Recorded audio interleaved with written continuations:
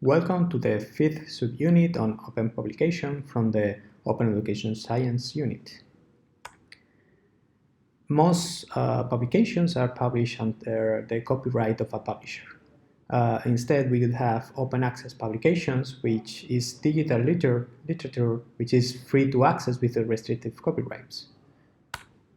Open access publishing is importantly rising. 8% of the papers published in 2006 were open access versus a last study in 2015, 45 of the papers were publicly available online. However, there might be some financial conflicts of interest here that we'll discuss afterwards. Given the nature of science being part of the public domain, research should be accessible for anyone, both researchers and society, because they are paying for it and it's for the purpose of advancing knowledge in society. So we will see two ways that we can use to make science more available to the rest of the community. One is open access publishing and the other one is open access journals.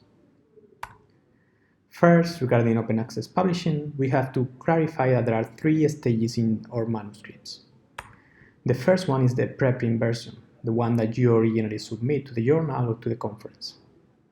The second one is the postprint version. This is the final submission after addressing the reviewers. It's the submission that you send once your paper has been accepted, but still is not formatted properly into the camera-ready submission. Finally, we have the publisher version. This is the one that the publisher is going to format and edit to publish in their journal or conference. And this reference that we have over here expands these ideas. So one thing important that you should take into account is that you will always have the rights on your preprint version, which is the version that you originally submitted. And so it's very recommended that you always publish your preprint even before it's accepted. There are several reasons for that. But some of them include that this way you can share more easily your research, start receiving citations before it's published, and even receive feedback so that you can make changes into your latest version. However, one important problem that we also saw with the data is that some researchers might be afraid of someone stealing their ideas. There are a number of repositories out there that you can use to host your preprints. For example, we have Archive, Social Archive, and in case of education, we have the Educational Archive, where gathers preprints of the education research community. And so you could here click on submit a preprint and put your preprint so that it gets online and available here, and it will automatically get indexed by other portals like ResearchGate or Google Scholar. For other versions, you need to check the author rights. So usually we do this from publisher to publisher or from journal to journal. And an easy way to do that is using this portal called Sherpa, which aggregates information from the different publisher or journals. So for example, let's say that we want to know if Computers and Education Journal allows for us to post a postprint or a publishing version. And then we'll see that they allow to post the preprint, to post the postprint, but we cannot archive the publisher version. This is the common author rights that we have in most journals. The second option that we have is open access journals and portals. So very frequently we find that publishers charge to access the research that they are publishing. If you are independent researcher or person that want to access research, you should pay for that. They force you to pay for that. In case that you are a researcher in an institution, often your institution, university, or research institute will pay the publisher so that all of the researchers can access research. So even if you don't notice, this is not free. Taking into account that scholars act as editors and reviewers working for these publishers for free, and then we have to pay to access what we wrote and created, it becomes very obvious that the system is really broken and needs a change. So the alternative is to have open access journals, where everybody can access the research. However, most of these journals often require to pay a processing fee that sometimes range from few dollars to very high prices, like even more than $3,000. And so there are some people that would argue that the quality of these journals, of the papers that get published in these journals, is lower because there might be a financial conflict of interest, because these journals are interested in publishing more research so they receive more money because they are for-profit associations. So then there is a conflict here.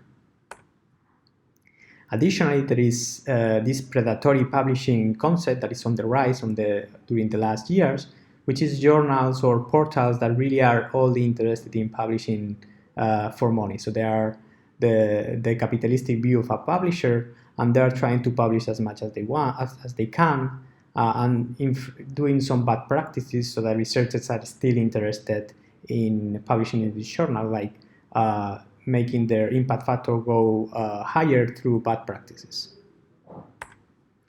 I want to denote last SEUR, which is a nice example of a completely open publisher that is completely free and run by volunteers, and allows researchers that host events and conferences to publish their proceedings here completely for free and available online.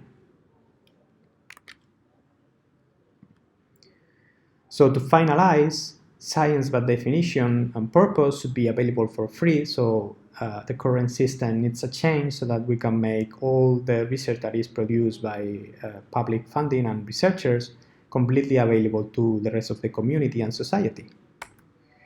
Additionally, this paywall content keeps increasing the biases between regions, because the less developed regions won't be able to pay for this paid content, and hence is still making the gap bigger.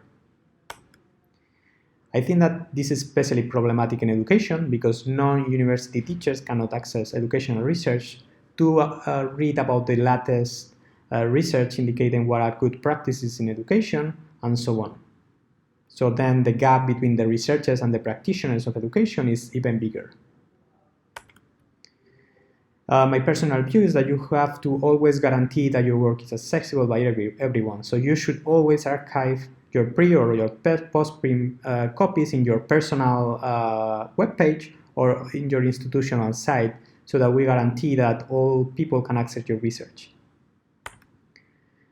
One of the main issues here is the publish or perish culture that we've mentioned before, which is one of the main issues in the predatory journals.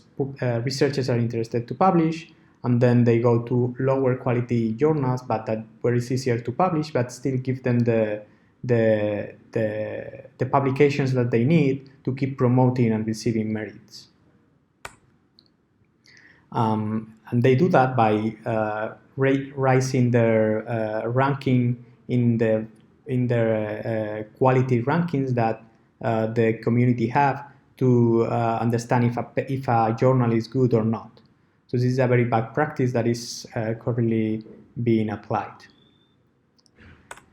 These are the references that I used for this subunit.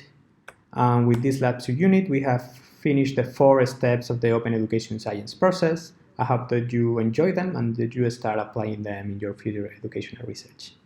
Thank you, and see you soon.